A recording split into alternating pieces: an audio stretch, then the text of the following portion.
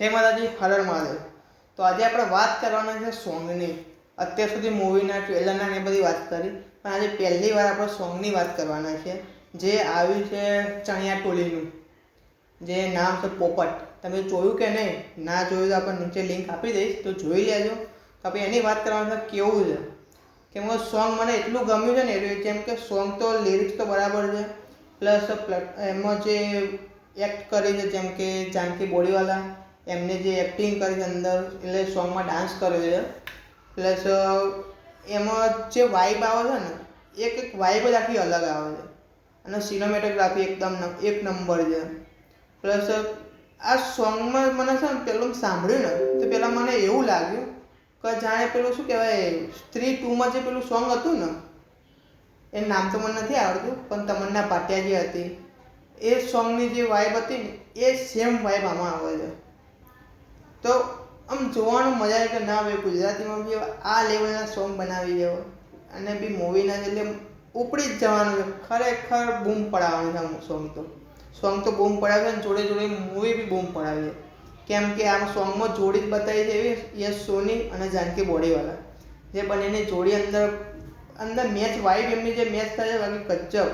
અને સોંગ તો આપણો ગાયો છે રાકેશ બારોટ, પછી જાનવી કંઈક છે એમનું સરનેમ તો પતા નહીં, પણ જાનવી નામ છે એમનું, સિંગર જે છે, અને રાકેશ બારોટ છે, તો એમની સિંગિંગ બી બાકી જોરદાર કર્યું। જે એમના પહેલા જે લિરિક્સ છે ને જાનવીના, જે પહેલા લિરિક્સ જે બોલે છે ને, એ આમ એટલેથી જે વાઇબ આવી જાય કે સ્ત્રી 2નું જે સોંગ હતું ને તમન્ના ભાટિયાવાળું, એની જ વાઇબ આવી જાય છે।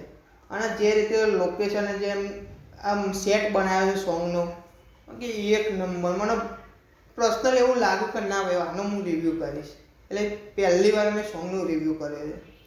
તો મૂવી તો ચણિયા ટોલીનો ખબર નહીં ટ્રેલર ક્યારે આવે, ટ્રેલર આવશે ત્યારે આપણે એનું બી વાત કરીશું, અને ભાઈ મૂવી તો જોવા જવાનું જ છે, એની બી વાત છે, મૂવી રિવ્યૂ બી કરીશું આપણે।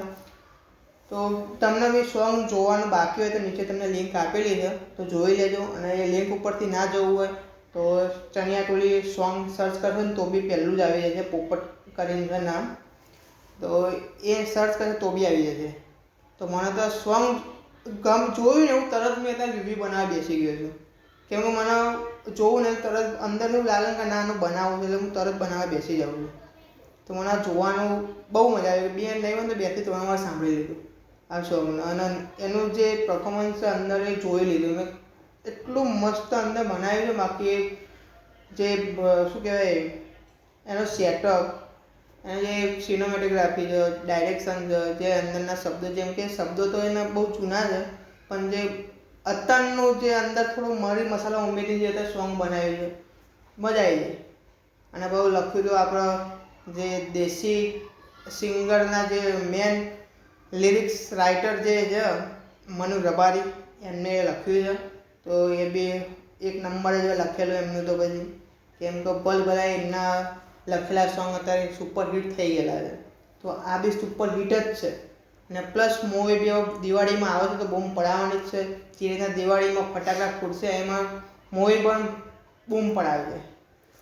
તો ના જોવે તો જોઈ લેજો સોંગ, અને મૂવીનું ટ્રેલર આવશે ત્યારે બી આપણે એની ચર્ચા કરીશું, અને મૂવી જોઈશું ત્યારે બી આપણે એની ચર્ચા કરીશું। તો અત્યારે માટે આટલું જ। તો લાઈક કરજો, કમેન્ટ કરજો, અને ચેનલને સબસ્ક્રાઈબ કરજો જરૂરથી। ઓકે, જય માતાજી, હર હર મહાદેવ।